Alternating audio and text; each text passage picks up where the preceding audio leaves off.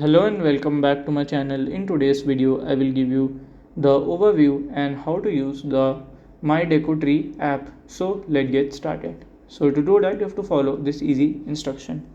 So just open Deco My Tree app. So basically, when you will just open, it will give you error because Deco My Tree app basically enables your servers in many servers in uh, December month or in Christmas because the main traffic comes on that day or that month. Okay, so it is very easy to use. You can just build your tree and then you can share with your friends and family that you have built this type tree on your Deco Tree app, and you can make it public or private yourself.